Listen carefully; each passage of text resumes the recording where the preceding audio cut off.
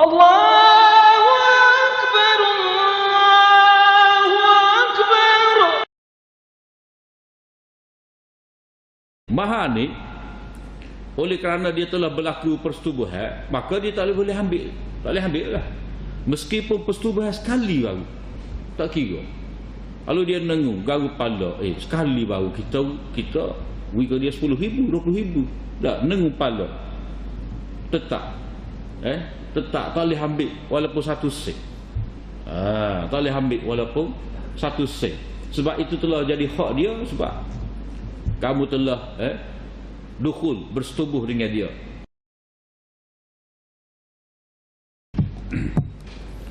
Assalamualaikum warahmatullahi wabarakatuh. Bismillahirrahmanirrahim. Alhamdulillahi rabbil alamin. Wassalatu wassalamu ala ashrafil anbiya wal mursalin, nabina Muhammad wa ala alihi wa sahbihi ajma'in. Allahumma alimna ma yanfa'una wa anfa'na bima 'allamtana. Allahumma faqihna fid din wa 'allimna at-ta'wil wa zidna 'ilman ya rabbal alamin. Rabbi shrah li sadri wa yassir li amri wahlul 'uqdatam min lisani yafqahu qawli. Subhanaka la 'ilma lana illa ma 'allamtana innaka antal 'alimul hakim. Wa la haula wa la quwwata illa billah. Alhamdulillah, syukur kita kepada Allah SWT dengan limpah rahmatnya. Malam ni kita sambung lagi hadis yang ke-953 daripada Kitabul Li'an.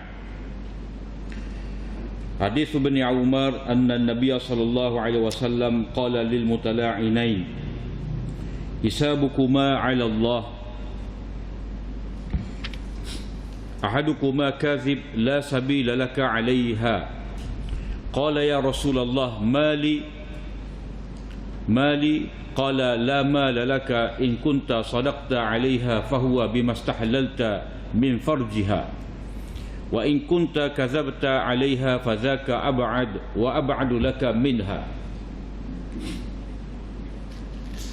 Hadis riwayat daripada Ibn Umar, katanya Nabi SAW berkata kepada dua orang yang berli'an, yakni suami isteri yang melakukan li'an itu, maka kata Nabi, hisabukuma 'ala Allah, perhitungan kamu berdua terserah kepada Allah. Salah seorang daripada kamu berdua pendusta dan kamu tidak ada jalan untuk menguasainya. Kamu tidak ada jalan untuk menguasainya. Maka orang itu berkata, wahai Rasulullah, hartalah aku, bagaimana pula dengan harta aku? Nabi SAW bersabda, tidak ada lagi harta bagi engkau jika engkau benar sekalipun terhadap dalam tuduhan terhadapnya, maka harta itu dengan sebab kamu telah halalkan kemaluannya. Sekiranya engkau berdusta terhadapnya, maka itu lebih jauh lagi bagi engkau daripadanya. Jadi hadis kedua daripada bab li'an ini, iaitu li'an seperti mana yang telah kita bincang. Bila suami meragui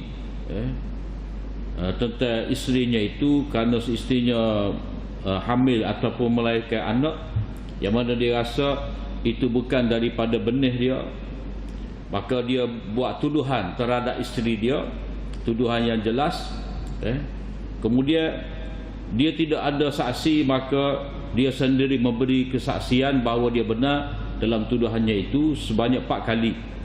Daripada kali yang kelima lah dia mengatakan laknat Allah Ta'ala ke atas aku.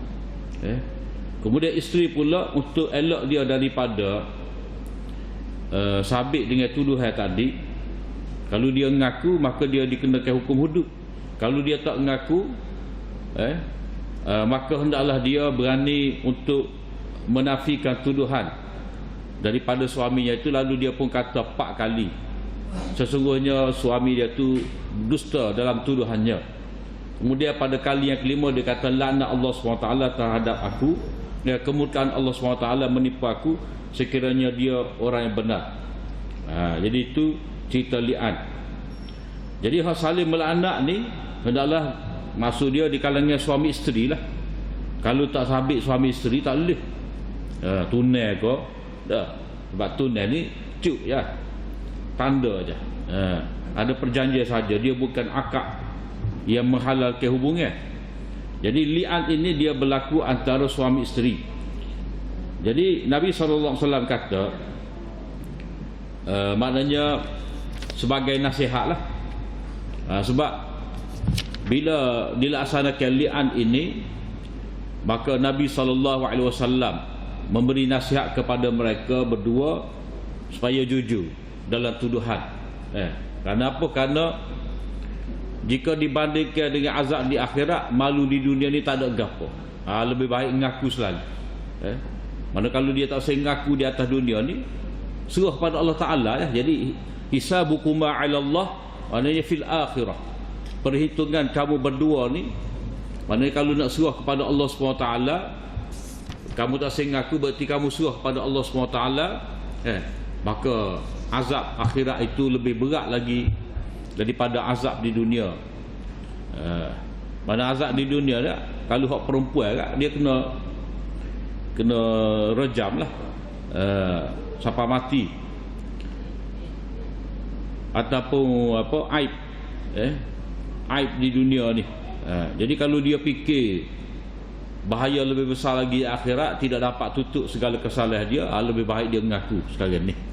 Jadi Nabi SAW kata, perhitungan kamu berdua ni terserah kepada Allah SWT. Maknanya ini seolah isyarat kepada hadirin ataupun orang yang mengetahui kes ni, dia tidak boleh buat hukum sendiri. Maknanya siapa benar siapa dusta tu serah pada Allah Ta'ala. Bukan kita nak menilai orang dia benar orang salah, sebab masing-masing tu tak mengaku. Masing-masing dakwa dia benar. Orang ni kata dia benar, tu kata dia benar. Orang ni yang mengaku dia tidak bersalah, orang tu dia kata betul dalam tuduhan dia. Jadi siapakah yang benar, siapakah yang bersalah itu terserah kepada Allah SWT. Cuma mereka berdua itu dipisahkan. Tetapi dalam keadaan perhitungan kamu berdua ni serah pada Allah SWT, dia tak lari dah. Salah seorang itu mesti benar. Salah seorang itu mesti benar, ataupun salah seorang itu mesti dusta. Apa makna dusta? Sama ada suami itu benar dalam tuduhan, berarti isteri itu dusta, ataupun isteri itu benar, maka suami itu dusta. Jadi terserah kepada Allah SWT. La sabila laka 'alaiha. Maknanya di sini Nabi SAW telah memisahkan antara mereka berdua dengan sebab li'an ini. Maknanya bila berlaku li'an ni, la sabila laka 'alaiha, maka kamu berdua ni tidak jadi lagi sebagai suami isteri dan berpisah buat selama-lamanya. Tak boleh dah. Mana nak cari, tak boleh dah nak buat bini, kena cari bini lain pula. Kalau nak balik pada lelaki ni tak boleh, tak ada jalan dah, kerana telah berlaku li'an. Jadi mereka berdua ni dikira berpisah. Cuma dalam mazhab Syafi'i ini dikira sebagai automatik, automatik berpisah dengan li'an. Cuma mazhab Hanafi kata ini berarti keputusan daripada hakim, orang panggil fasakh, pembatalan ataupun pembubaran rumah tangga. Jadi ini la sabila laka 'alaiha, tidak ada lagi jalan kepada engkau untuk menguasainya. Jadi bila la ni la nafi lil jinsi, apa jua jalan tidak ada untuk kamu, maknanya kehir lagu mana pun nak nikah semula tak boleh dah, haram selama-lamanya. Kemudian orang itu tanya, wahai Rasulullah, harta saya macam mana? Maknanya saya saya bayar kepada dia, saya beri pada itu mas kahwin mahar, lagu mana? Boleh ambil semula ke tidak? Oleh kerana dalam bab tuduhan ni dah, maknanya dia telah bagi dah, mana rugilah dia.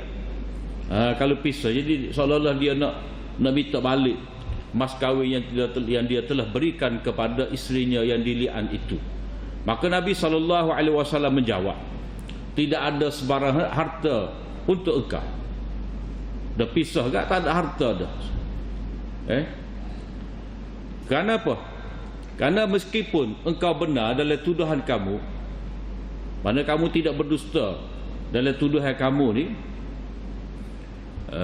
maka harta kamu itu sebenarnya dijadikan sebagai mahar, dan mahar itu adalah sebab kamu boleh hubungan halal kepada kamu kemaluannya itu. Jadi hak selama ni kamu boleh tidur dengan dia tu gapo tu, dah kamu bayar mahal. Jadi hak tu selesai dah, habis dah cerita. Jadi dia panggil di sini istiqrarul mahri bid-dukhul. Tetap sabit kena bayar mahar dengan sebab berlaku persetubuhan. Jadi bila seorang itu berkahwin, dia berkahwin, berlaku ijab qabul, maka adalah mahar tu. Dan mahar tu mesti disebut dalam akad tu berapa. Soal nak bayar bila, suku. Kadang-kadang dia tunjuk ya. Ni akaun dia tu, dalam akaun ni dia tunjuk je. Kita kata cek lah. Orang nikah dengan cek. Cek tu surat hutang. Surat tu hutang. Jadi kalau orang tu nikah, orang kata hutang ni dah nak ayat hutang ke tok qadi ataupun tok imam akad nikah tu malu. Dah. Aku nikahkan engkau. Dah. Wali tu kata kepada kawan ni, aku nikahkan engkau dengan mas kahwin 10,000 hutang. Dah. Walaupun dia tunjuk cek tu sebenarnya hutang tu. Sebab kertas keping tu kalau saya tak ada siapa pun teriak. Tak ada siapa pun teriak. Kertas keping sebab kertas. Boleh ambil orang lain pula, saya buat lain pula tulis. Sebab kertas surat ni maknanya ini adalah surat hutang, pergi ke bank, minta dengan bank bayar. Tu je. Jadi di situ maknanya kalau sekeping cek tu hutang, hakikat dia. Jadi kalau akad tu kena ya lah. Mas kahwin dengan RM100, dengan RM10,000 dengan cek. Cek tu hutang lah. Dia tak boleh ayat RM1,000 tunai. Tiba-tiba Allah cek. Tu tak betul tu. Dia kena hak tunai ni mana yang ada peti kertas keping. Ataupun kalau lain kat transfer, waktu tu transfer. Dah. Waktu tu ke ataupun sebelum daripada tu ke, baru panggil mahar dalam bentuk tunai. Kalau bayar awal dia panggil mahar muajjal. Maknanya sejak sebelum dia akad nikah tu, calon suami ni transfer lalu ke bini dia. Supaya kita QR tu lah. Masa nak nikah itu email tu, tunjuk kata email. Ni kita QR dah kepada perempuan tu, transfer dah. Jadi bila akad nikah, dia perlu sebut mahar. Sebut mahar berapa-berapa. Kenapa? Kerana tidak boleh berkahwin tanpa ada mahar. Sebab mahar ni tanda kemuliaan pada wanita. Jadi kalau orang tu kata tak apa, kita nak nikah percuma dengan dia, tak boleh. Dia kena sebut mahar. Kalau tak sebut, maka automatik mahar dia tu dipanggil mahar misal, kena ikut kakak dia ke mak saudara dia ke berapa. Jadi mahar ni kalau kata hutang, kalau kata hutang maka benda tu sabit dengan sebab dukhul. Maknanya bila berlaku persetubuhan, maka tetap dia orang tu kena bayar mahar dengan sepenuhnya. Sepenuhnya. Kalau dia cerak sebelum daripada dukhul, maka wajib separuh. Wajib separuh mahar. Fanisfu ma faradtum, maka bayarlah separuh. Bila kamu ceraikan isteri kamu tu sebelum berlaku persetubuhan dukhul, maka wajib separuh. Jadi mahar ni oleh kerana dia telah berlaku persetubuhan, maka dia tak boleh ambil. Tak boleh ambil lah. Meskipun persetubuhan sekali baru, tak kira. Kalau dia nengung, garu pala, sekali baru kita wika dia 10,000, 20,000. Tak, nengung pala. Tetap. Tetap tak boleh ambil walaupun 1 sen. Tak boleh ambil walaupun 1 sen. Sebab itu telah jadi hak dia, sebab kamu telah bersetubuh dengan dia. Jadi kamu tak dapat Jadi hak kamu serah pada dia tu itu kerana kamu telah halalkan kemaluannya. Lepas tu kalau kamu nak dapat balik mahar tadi dalam keadaan kamu berdusta, jauhlah, tak sedar agaklah. Tak boleh lagu tu. Tak boleh lagu tu. Cuma kalau lelaki ni dah, dia nak dapat balik mahar dia tu boleh dalam kes khuluk dia panggil, tebuh tolak. Hak tu je baru boleh. Maknanya bila isteri ni dia tak boleh pergi dah dengan tok lelaki dia pun minta cerai. Minta cerai. Lalu dia menawarkan kepada suami dia, kalau suami dia sanggup menceraikan dia akan pulangkan balik mas kahwin kepada suami. Dalam kes tu boleh tok lelaki ambil semula. Dalam kes seperti ni tak boleh. Itu hadis ni lah.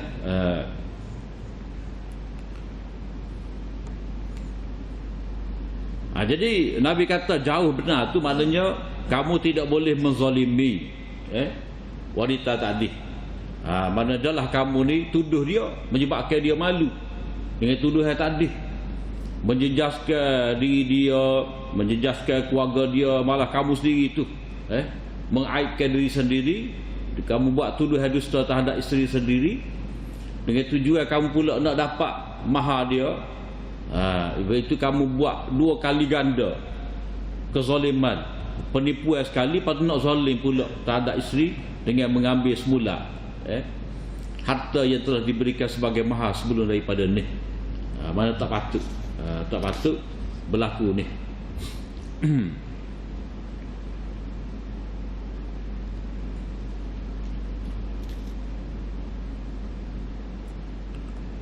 Jadi hak Nabi kata salah seorang daripada kamu ni berdusta, ini satu bentuk nasihat lah.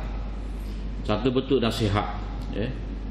Jadi nasihat ni kepada orang yang kepada suami isteri ni nasihat bila?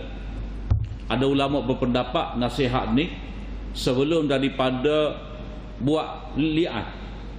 Sebelum menjalankan li'an, maknanya sebelum suami melafazkan li'an dia tu, tok hakim kena bagi nasihat. Mana benda lagu ni dia kena depan tu hakim lah, akad kes ke mahkamah. Jadi hakim akan panggil dua ni, dia orang lain berkenaan, maka suami akan li'an. Jadi sebelum suami li'an tu hakim memberi nasihat. Sebab dia kata salah seorang daripada kamu berdua ni berdusta, urusan kamu ni terserah kepada Allah SWT, maka itu adalah satu bentuk nasihat. Imam Syafi'i kalau mengikut Imam Syafi'i, nasihat ni hendaklah diberikan setelah daripada 4 persaksian. Maknanya 2 kali nasihat. 2 kali nasihat. Maknanya 4 kali suami kata, aku bersaksi atas nama Allah Ta'ala bahawa aku ni benar dalam tuduhan aku terhadap isteri aku. 4 kali dia kata itu. Sebelum dia kata laknat Allah Ta'ala ke atas diri aku kalau aku berdusta, lepas daripada 4 tu lah tok hakim memberi nasihat. Jadi persaksian dia tu maknanya kalau dia berdusta berat dah. Lepas tu hak dia apa, dia mengaku laknat Allah Ta'ala akan menimpa dia tu kalau dia berdusta, itu lebih berat lagi. Maka pada ketika tu hakim memberi nasihat kepada dia. Mana nasihat khusus lah kepada lelaki. Begitu juga sekali lagi hakim mengikut mazhab Syafi'i ini, lepas daripada perempuan tu mengatakan suaminya berdusta, maka pada ketika tu dia kata, maka hakim memberi nasihat kepada dia supaya bertaubat. Lepas pada itulah baru dia kata kata-kata dia yang kelima, kemukaan Allah menipu aku kalau dia berdusta dalam tuduhan terhadap dia aku. Jadi seolah-olah di situ ada dua nasihat lah. Jadi nasihat sebelum li'an berjalan ataupun tengah-tengah li'an. Tapi kalau nasihat lepas daripada li'an berlaku di antara kedua-dua belah pihak, tak ada makna lah. Sebab kira kahwin ni tuduh, kahwin ni sambut, kahwin ni nafi. Jadi bila kahwin ni tuduh, hak ni pula nafi, maknanya automatik berlaku li'an, maka automatik furqah. terpisah mereka berdua tu.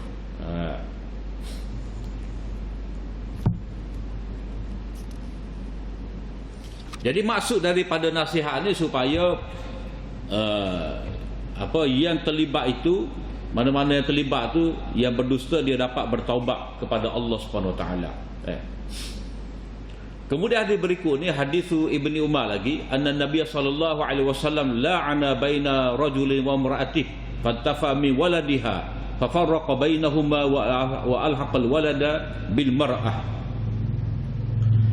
Hadis Ibnu Umar bahawa Nabi sallallahu alaihi wasallam menjalankan hukuman li'an di antara suami isteri ni, antara seorang lelaki dengan isteri dia, maka dinafikan, maka ternafilah anak perempuan tadi daripada lelaki itu. Mana tak boleh dibinkan lah, tidak boleh dibinkan. Mana bila kawan ni tuduh isteri dia berlaku curang, siapa boleh anak apa semua ni. Jadi bila anak tu dilahirkan, tidak boleh dibinkan kepada suami tu. Ternafi, ternafi.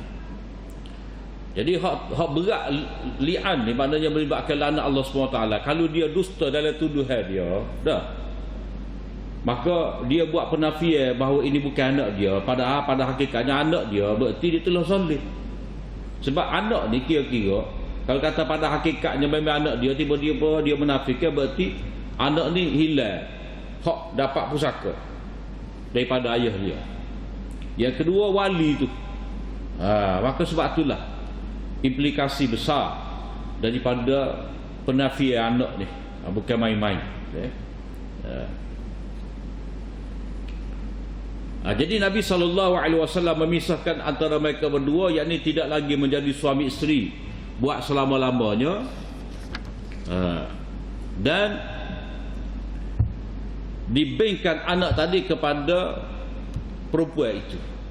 Jadi kalau orang tengok di IC kat, mana dia mau bin Mok ni, orang bin Suhaimi, bin Abdul Ghani, tiba-tiba bin Jamilah, bin Ramlah, bin apa semua ni. Jadi pelik. Tapi lagu tu lah hukum lagu tu. Maknanya gapa-gapa ni kena ingat implikasi dia tu. Sebab tindakan sebab inilah panggil undang-undang, peraturan. Mana je?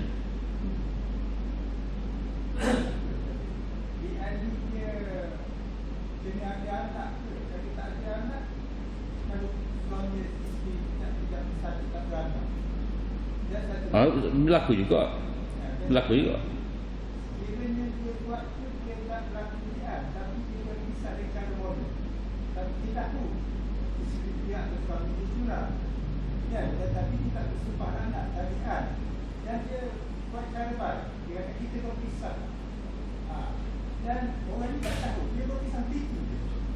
Memang betul lah tuduhan dia, memang dia tahu isteri dia curang.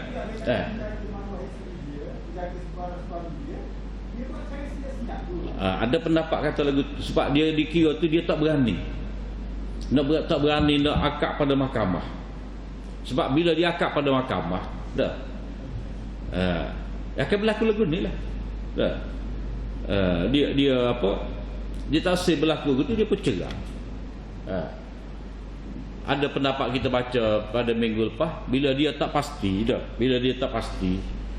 bahawa itu adalah tuduhan dia, dan dia tidak berani nak berhadapan dengan hakim di mahkamah, maka dia pisah. Maksudnya dia pisah secara baik bila dia tidak pasti. Bila dia tak pasti berlaku tu. Jadi kalau dia pasti, dia kena buat tuduhan lah. Tapi oleh kerana dia sebab dalam masalah ni hak asal dia, bila tuduhan zina tu dibuat, dia kena ada 4 orang saksi. Tapi dia sebagai suami, kalau dia tuduh, dia kena buat mari, kena buat mari 4 persaksian. Bila dia tak berani, maka dia tinggal cerai isteri dia tu. Dan tidak semestinya ada anak atau tidak ada anak. Dia tetap dikira li'an itu boleh berlaku, boleh berjalan. Tapi dengan syaratnya kena buat di mahkamah lah. Kena buat di mahkamah. Jadi anak itu dibengkan kepada wanita tadi. Dibengkan kepada wanita tadi, tidak dibengkan kepada si lelaki. Kemudian satu lagi hadis ni, hadis Ibnu Abbas. Hadis Ibnu Abbas annahu dzikrat tala'un inda Nabi sallallahu alaihi wasallam faqala Asim ibnu Adi fi dzalika qawlan thumma sarafa.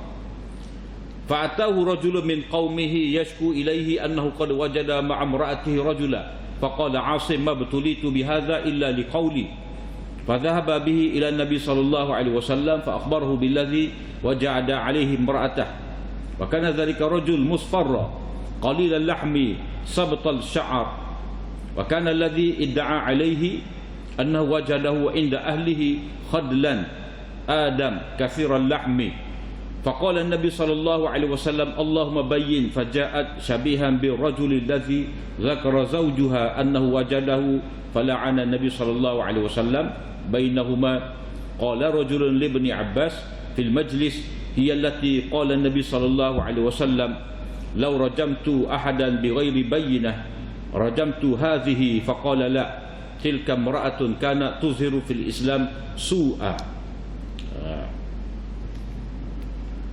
Hadis Ibnu Abbas bahawa ada disebutkan berkenaan dengan li'an ini dekat dengan Nabi SAW. Tiba-tiba Asim bin Adi ni dia naik angin. Dia perucaplah kata-kata dia tu. Kemudian dia beredar. Kata-kata dia gapo? Dia kata kalaulah aku dapati ada seorang lelaki bersama dengan isteri dia, dia akan penggal dengan leher dia. Dah. Itu kata-kata dia.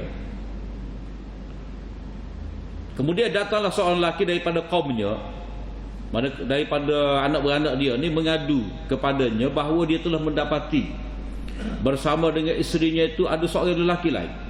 Jadi Asim kata, kena kaku dah lah. Tidaklah aku diuji dengan perkara ni melainkan dengan sebab kata-kata aku. Maknanya benda ni telah berlaku di kalangan keluarga aku, anak beranak aku ni kerana apa? Kerana sahabat kata-kata aku ni. Kata-kata dia tadi lah, kalau aku dapati ada seorang lelaki bersama dengan isteri aku ni, aku nak penggal leher dia. Tiba-tiba berlaku pada dia. Jadi dia diuji, maknanya Allah SWT mendatangkan hukum tentang li'an ni dengan sebab kata-kata dia. Jadi hak kata-kata dia ni dah, siapa nak bunuh bini dia, nak penggal, nak bunuh lelaki tak dengan penggal ni, maknanya hak hukum, hak adat zaman jahiliah lah. Adat zaman jahiliah ni, maknanya kalau orang dapati ada lelaki bersama isteri dia, demi maruah dia tu dia bunuh lelaki tadi. Ataupun kalau hak satu lagi adat masyarakat jahiliah ni, dia pergi jumpa Tok Bomo tu ngesah. Siapa dia kah dia tilik suluh, siapakah punca sebenar ni. Jadi kata-kata Asim bin Adi ni rupa-rupanya berlaku di kalangan ahli keluarga dia. Berlaku di kalangan ahli keluarga dia, kena ke dia. Lalu dia pun bawa lah lelaki tadi menghadap pada Nabi SAW. Lalu dia menceritakan bahawa dia mendapati ada lelaki bersama dengan isteri dia. Jadi lelaki itu lelaki tadi maknanya lelaki yang isterinya itu bersama dengan lelaki lain. Mana dia bawa suami tadi, suami ni pula dia kuning, tubuh dia tu cerah lah, orang kulit cerah, musfara, kulit cerah, kurus, rambut lepas. Mana rambut ni lurus lah, rambut lurus. Kemudian hak didakwa tadi, didakwa bersama dengan isteri dia tu pula, tubuh dia tu gempal, berisi sikit, warna kelabu, alah kau gelap, lepas tu banyak daging, montuk. Maka Nabi SAW kata, ya Allah, terangkanlah cerita sebenar. Maka perempuan tu melahirkan anak serupa dengan lelaki dia tu ada bersama. Maknanya anak yang dia lahir tu dengan jantan tu, bukan serupa dengan suami dia. Sebab suami dia kuning, putih, cerah. Hak laki tadi hitam, gelap sikit, gelap, rambut kotak, tubuh gempak. Jadi budak tu memang berisi molek. Manakala tu hak bakar dia, kurus je, warna cerah. Jadi Nabi SAW minta Allah Ta'ala tunjukkan. Tapi hak ni kepada kita tak boleh buat lagu ni sebab bahayalah pula. Jadi kita tutup fail, serah pada Allah Ta'ala setelah mereka berdua belian, serah. Cuma bila kita tak apa sedar agak tak sah lah. Macam kita kata adik-beradik dengan perempuan ni. Adik-beradik dengan perempuan ni, kalau asalnya anak saudara dia. Bila anak saudara maknanya tak berhijab pun tak apa. Tapi oleh kerana ada syubhat seperti ni, maka dia kena tutup aurat molek lah. Sebab hak ni walaupun nampak macam anak saudara dia, tapi bukan anak saudara dia. Sebab ini hasil daripada perbuatan yang tidak baik. Orang tu berkata kepada Ibnu Abbas dalam majlis, dialah perempuan yang Nabi kata kalau aku nak rejam seseorang tu tanpa ada bukti, aku rejam hak dia. Faqala la, jangan. Kenapa? Itu adalah perempuan tu, makna perempuan hak berlaku dalam cerita tadi adalah perempuan yang cuba nak menzahirkan dalam Islam ni perbuatan jahat. Mana dia direjam ni kerana dia berani ni buat kerja jahat. Sebab orang yang direjam zaman Nabi SAW ni hak jenis lagu mana? Jenis sahabat-sahabat pergi berjihad dah. Dia duduk tak pergi jihad, dia duduk rumah dia. Lepas tu mulalah buat apa, kami tebak. Kami tebak dah, kami datang kan. Nak ke ibu, nak ke Tina ni, dia pun carilah. Jadi masa Nabi ada, sahabat ada, dia tak berani duduk dia. Dah. Bila sahabat pergi berjihad, Nabi pergi berjihad, dia sibuk nak tebak. Jadi orang lagu ni Nabi rejam zaman dia. Kerja jahat. Maknanya dia tunjuk dia ni perangai jahat dia. Masa Nabi ada, duduk dia. Maka orang seperti inilah Nabi SAW rejam dia tu di zaman dia. Jadi perempuan ni lagu tu juga, jenis lagu ni juga. Jenis jenis jalan. Berani menzahirkan kejahatan dia tu, melakukan zina. Jadi orang seperti ini wajar direjam. Kemudian hadis satu lagi, kalau boleh kita nak berhabis bab ni. Hadisul Mughirah ibn Syu'bah qala Sa'd bin Ubadah law ra'aitu rajulan ma'a imra'atihi la darabtu bis-sayf ghayra musfah. Fabalagha dhalika Rasulullah sallallahu alaihi wasallam qala ata'jabuna min ghayrati Sa'd wallahi la ana aghyaru minhu wallahu aghyaru minni wa min ajli ghayratillah harrama al-fawahisha ma zahara minha ma batan wala ahada ahabbu ilayhi al-'udhru min Allah wa min ajli dhalika ba'atha al-mubashirin wa munzirin wala ahada ahabbu ilayhi al-madhatu min Allah wa min ajli dhalika wa'ada Allahu al-jannah.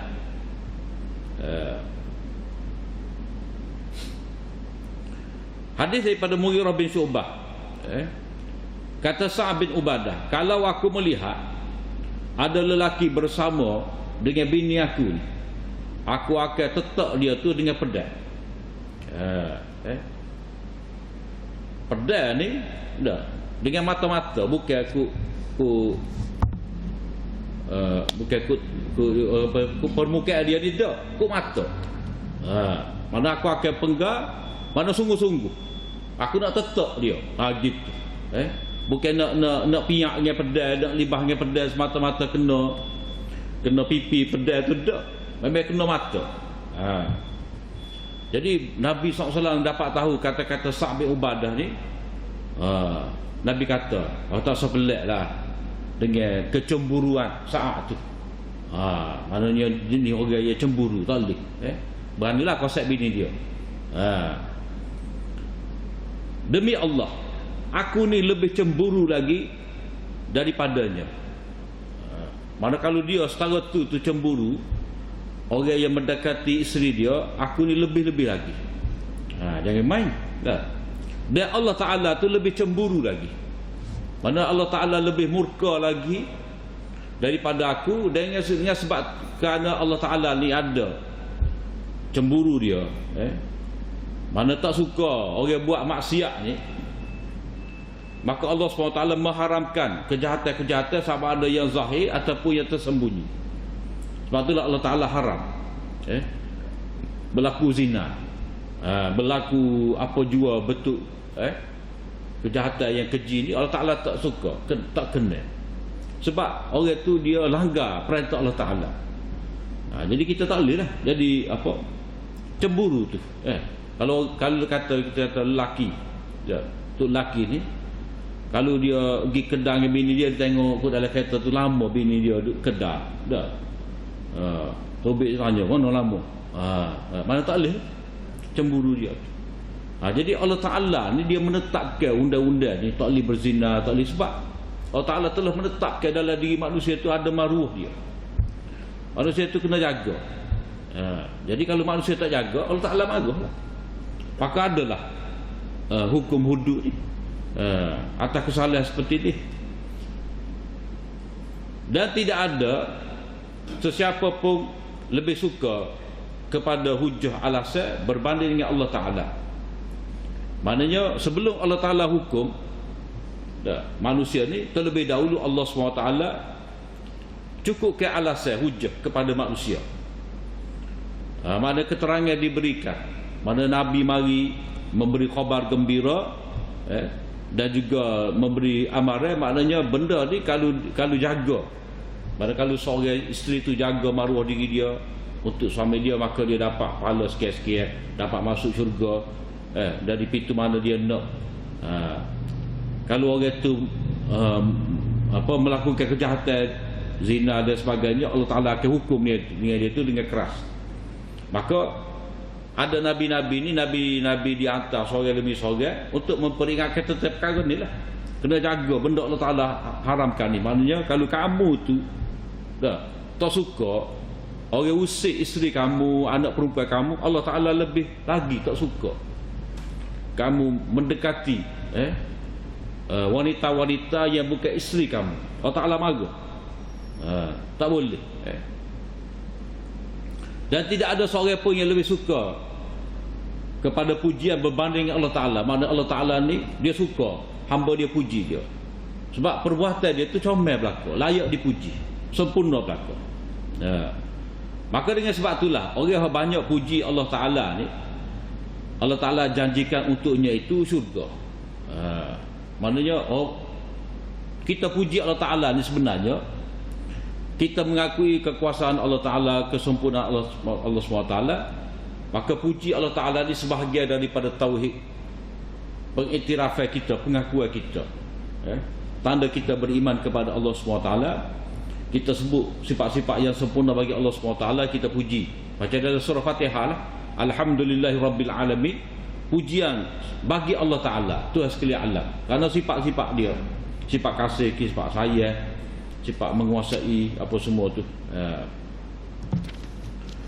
Kemudian hadis satu lagi ni, hadis Abi Hurairah anna rajulan atan Nabiy sallallahu alaihi wasallam faqala ya Rasulullah wulida li ghulamun aswad faqala hal laka min ibil qala na'am qala ma alwanuha qala humrun qala hal fiha min awraq qala na'am qala fa anna dhalika qala la'allahu naza'ahu 'irqun qala fala'alla bannaka hadza naza'ahu.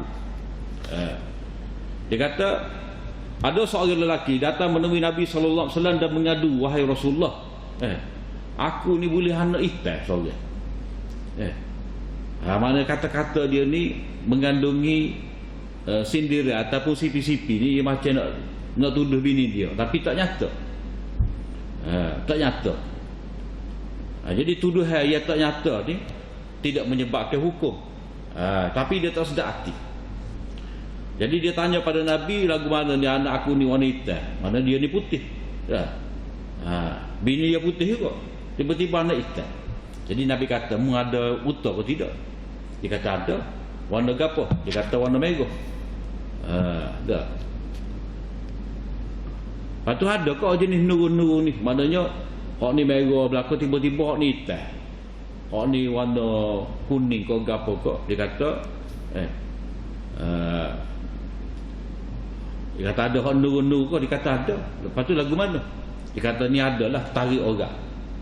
Maknanya jangan cepat menuduh isteri ni dengan tuduhan yang tak baik. Sebab walaupun kita tengok bini kita, anak kita tu tak ada emeh kita, tak ada emeh tua kita kok, boleh jadi hak ni emeh pak saudara dia, pak saudara tina dia, orang tina dia. Lepas tu dia tak aja tengok pak saudara orang tina dia ni, tapi mari tarik pada anak dia ni emeh pak saudara bini dia. Kali-kali dia tak jumpa bini dia, pak saudara bini dia tu, maka dia ada ke mana pun tarik. Ada tu orang hak tarik. Jadi boleh jadi anak kamu ni hak jenis tarik lagu ni lah. Maknanya meh kamu tak ada dah, tapi ada meh orang. Sama juga ke kadang-kadang kita ni dah, kita tengok anak dara kita tu meh kita. Mana orang ada? Dia ada ke mana pun, kadang-kadang sama-sama sepupu ada meh, kadang-kadang tak ada. Jadi benda lagu ni jangan gopoh membuat tuduhan terhadap isteri. Maknanya kadang-kadang unta ni ada ya warna alah ke kelabu. Halaka fiha min aura, maknanya tidak warna merah lah, alah ke warna kelabu ni. Dia kata ada. Jadi unta-unta ni maknanya Nabi buat kias. Nabi buat kias oleh kerana tidak semua anak unta ni dia serupa dengan warna mak ayah dia, dah. Bapak mak dia ada juga warna lain. Jadi warna lain tu mari ikut lain. Jadi samalah budak ni. Dah, walaupun tak serupa dengan mak ayah dia dari segi warna, dari segi rupa, sebenarnya ada tarik. Mana-mana orang kaum keluarga dia tu tak dapat tidak. Jadi pengajaran daripada hadis ni, sindiran seperti ni, maknanya isyarat-isyarat seperti ni tidak dikira sebagai qazaf lagi, dan juga tidak dikira sebagai mengumpat, cuma dia baca isyarat lah. Kemudian dalam hadis ni juga mengingatkan kepada kita hendaklah berhati-hati dalam bab nasab ni. Jadi sangka lagu ni tidak boleh mendorong seseorang itu cuba untuk menafikan anak dia.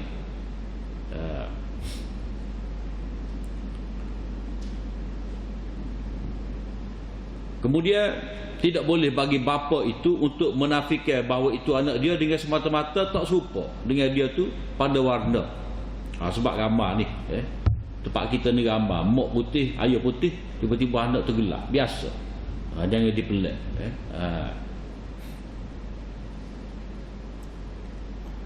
Samalah juga kadang-kadang dua-dua terkepek hidung tapi tubik hak panjang sikit. Tu kita tidak boleh cepat buat tuduhan. Jadi Nabi SAW pakai di sini orang panggil kias. Maknanya ada persamaan di antara anak unta dengan anak manusia dari segi warna tu.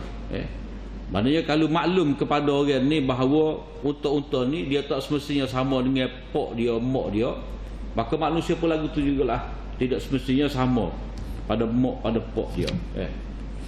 Kemudian lepas pada ni kitab berkenaan bab berkenaan al-'itq, pembebasan hamba.